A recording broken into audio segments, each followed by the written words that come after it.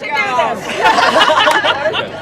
America, America, God shed His grace on thee, and crown thy good with brotherhood, from sea to shining sea.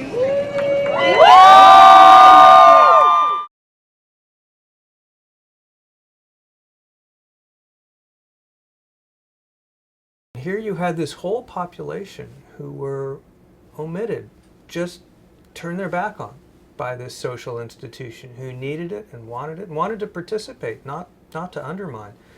Same-sex marriage, when you get down to it, is a fundamentally conservative movement. It's about gay America coming to the country and say, you know, we tried it the other way. We tried it without family. We tried it with a whole lot of partying. And what we really want family, we want marriage, we want commitment, we want love. That's what conservatives have been telling us for years, and you know what? They were right. It's not that I object to people getting married. I'm happy to have people get married, but that I think that same-sex marriage as, you know, the be-all and end-all of our politics is a very diminished and narrow vision of a progressive, you know, politics. And I think that the gay, lesbian, bisexual, and transgender movement was, at the moment of its emergence, actually much more broad-based, and it has narrowed considerably because of this increasing focus on the fight for same-sex marriage. Of all the amicus briefs that were submitted to the Supreme Court in favor of marriage equality, there were none that were targeted specifically at Justices Scalia and Thomas. But there are no two justices that have been more vocal about their opposition to curtailments of freedom of speech that exist because of limits on campaign finance contributions. So what our amicus brief does is make a very unique case to those justices, talking about the very quantifiable inequalities that exist in states where bans of marriage equality are still in effect. Specifically, how those apply to couples in single income households and their political contributions, who and how much they are able to support candidates that they want to support in election cycles. We have LGBTQ Christians, LGBTQ Muslims, Hindu, Buddhists, agnostic, atheists. I mean, we all come up with a, define our own beliefs and religious framework for ourselves and how we want to use that to navigate the world. But I think a common value that just really transcends different beliefs is really love, and just really being able to support love and individuals who seek to be married because they're in love.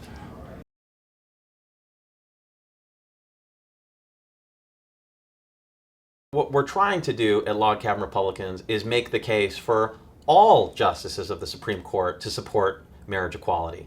That includes Justices Scalia and Thomas. While most all of the briefs that have been filed in support of marriage equality are making a similar case about the Equal Protection Clause of the Constitution, and are all basically targeted at one justice, Justice Kennedy, who many rightly feel could very well be the deciding vote on this when the Supreme Court issues its ultimate opinion.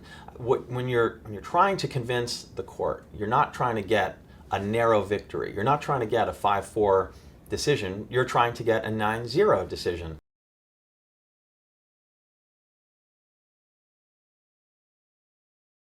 I live in a state in Georgia where there is legal discrimination against me.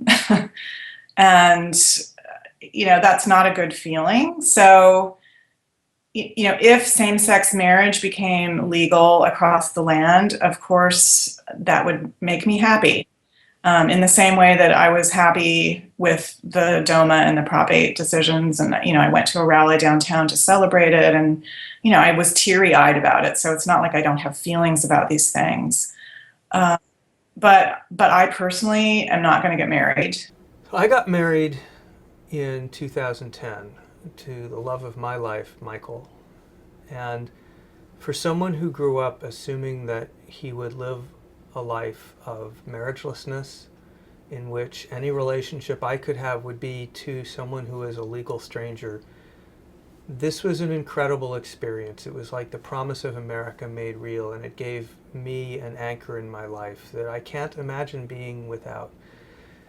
But that marriage in the District of Columbia was not recognized in my home state, which is Virginia. And that recognition didn't happen until a federal court case came along last year. What the Supreme Court may be about to do is say, well, this is going to be a national policy now, so that Michael and I can take our marriage and be married everywhere, not just somewhere, not just here and there.